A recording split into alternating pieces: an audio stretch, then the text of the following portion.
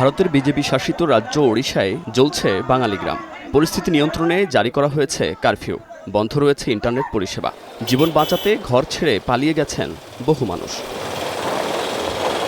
মূলত স্থানীয় এক আদিবাসী নারী হত্যাকে কেন্দ্র করে ঘটনার সূত্রপাত। হত্যায় কয়েকজন বাঙালি জড়িত সন্দেহে গোটা গ্রাম পুড়িয়ে দিয়েছে আদিবাসী গোষ্ঠী। স্থানীয় সূত্রে জানা গেছে, রোববার ওই বাঙালি গ্রামে হামলা চালায় অন্তত ৫,০০০ আদিবাসী। দেশীয় অস্ত্র নিয়ে বাঙালি গ্রামে হামলা চালায় তারা। জেলা সদর থেকে মাত্র ১৬ কিলোমিটার দূরের ওই গ্রামে ঢুকে একের পর এক বাড়ি ঘরে আগুন দেওয়ার পাশাপাশি লুটপাট করা হয় জিনিসপত্র। পুড়ে ছাই হয়ে যায় গোটা গ্রাম। পরিস্থিতি নিয়ন্ত্রণে আনতে পুলিশের পাশাপাশি মোতায়েন করা হয়েছে বিএসএফ। তবে সোমবারও পুলিশের সামনেই বাঙালি গ্রামে তাণ্ডব চালায় আদিবাসীরা। এ অবস্থায় মালকানগিরি জেলায় ইন্টারনেট পরিষেবা বন্ধের পাশাপাশি কারফিউ জারি করেছে ওড়িশার রাজ্য সরকার। সোশ্যাল মিডিয়ায় গুজবের কারণেই ভয়াবহ এ পরিস্থিতির সৃষ্টি হয় বলেও জানানো হয়।